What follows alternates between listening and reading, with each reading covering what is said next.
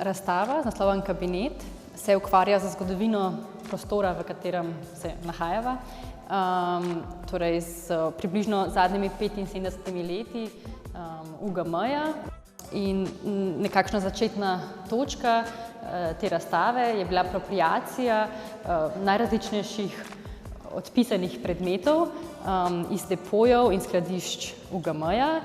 To so na primer ta leseni podporni lok, potem imamo najrazličnejša lesena okna, ki so bili enkrat del fasade UGM-ja in so nekako izgubila svojo funkcijo in v zadnjih, nekaj zadnjih let čakajo v zadnjih sobah v depojih.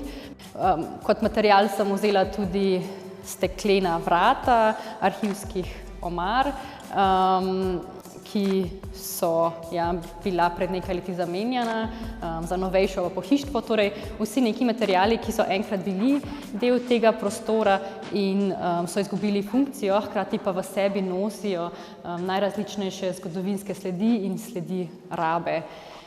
Kabinet naseljujejo 4 objekti, torej nekakšni antiobjekti, ki vsak na svoj način spodkopavajo specifične arhitekturne elemente razstavnega prostora.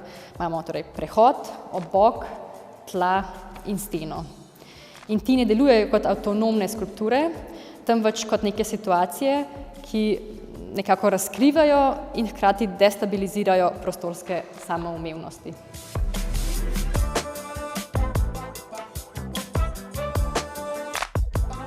Z objekti sem se ukvarjala nekako na 2 ravneh.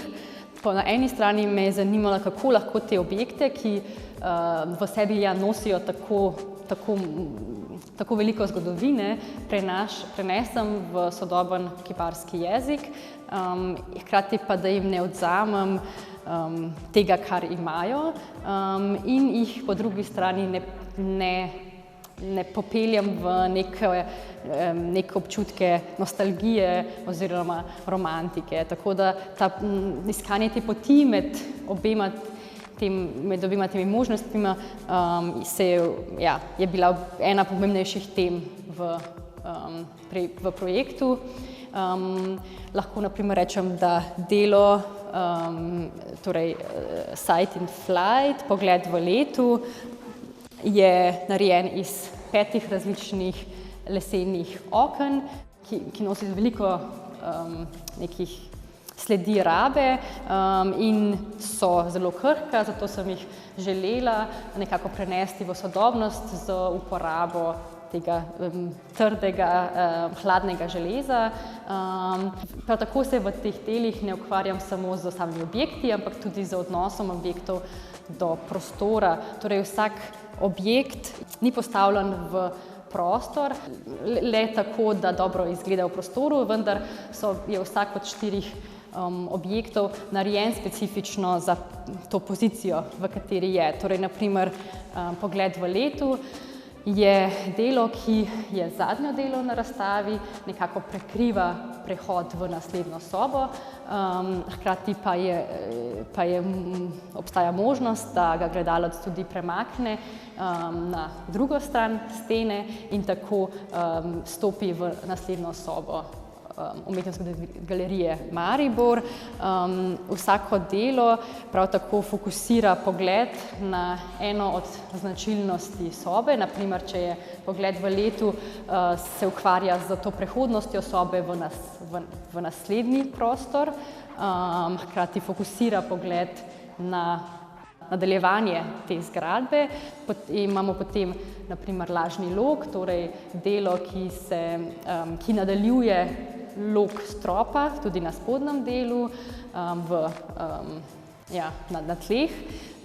Potem imamo delo Steklena fizika, je edino delo, ki je zares na tleh, zaradi tega, ker smo v prostoru, ki ima zelo lepa kamnita, barvita tla, vendar so ta tla tudi na momente težka za postavljanje umetniških del, zato sem pravzaprav vsa druga 3 dela dvignila. Edino delo, ki pa je zares narejeno za tla, se pa v teh tleh skoraj potopi. Torej je stekleno, je narejeno na način, da brez da bi pogledal, brez da bi videl tla, ne moreš opaziti samega dela. Tako da sta zame oba hkrati delujeta v nekem razmerju. Na začetku prostora, torej kako vstopimo na razstavo, pa se soočimo z dvemi deli, marker 1, marker 2, ki sta narejena iz lesene škatle za transport umetnin še iz časa Jugoslavije. Te dve deli nekako markirata višino in širino prehoda v prostor, sta kot nekakšna dva stražarja, ki stražita razstavo, hkrati pa, ker sta narejena iz lesa, iz škatle za transport umetnin, te nekako gledalca transportirata, pripeljeta v prostor.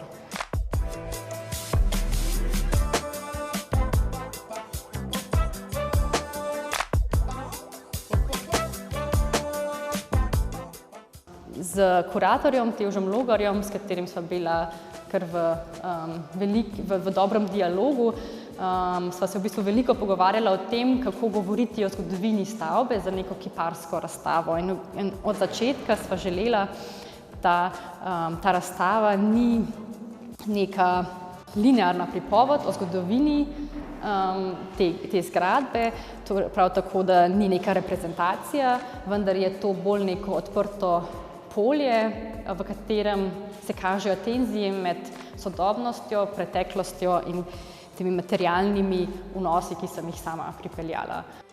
Pomemben del procesa je bil, da so ti objekti, ki sem se jih izbrala v Umetnostni galeriji Maribor, bili pripeljani na Dunaj, v moj studio, kar je tudi v bistvu velik privilegij, ki ni vedno možen. Tokrat pa sem lahko bila z njimi v studiu kakšne 3 mesece in ugotavljala, na kakšne načine jih želim obdelati. In pomembno je bilo, da ta apropriacija objektov se ni zgodila le z prenosom iz skladišča v razstavni prostor, vendar sem jim želela dodati nove pomene in jih postaviti v nove relacije s prostorom, v katerem so enkrat že bili. Mogoče najti neke nove funkcije, ki jih lahko izpolnjajo v neki novi obliki. Kako pa te objekte pripeljati ali prinesti v sodobni kiparski jezik, je bila tudi neka pomembna tema tega procesa in sem zelo specifično izbrala materiale, s katerimi sem jih povezovala. Torej, uporabila sem MDF ploščo in najrazličnejše kovine, veliko tudi železa, ker je to vse moj material, s katerim veliko delam, ampak to so neki materiali, ki so del našega urbanega življenja, našega vsakdana, in to so tudi materiali, ki sem jih jaz izbrala, da sem poskušala povezati te odpisane objekte z sodobno arhitekturo razstavnega prostora. Kot vemo, razstavni prostor nikoli ni nevtralen, vedno vpliva na objekte in umetniška dela, ki se v njem nahajajo, in prav tako ti objekti vplivajo na prostor sam. In ta odnos, ta tenzija med objektom in prostorom me vedno v bistvu zelo zanima in jo poskušam nekako nagovoriti tudi s tem, kako postavljam objekte v prostor in na kakšen način.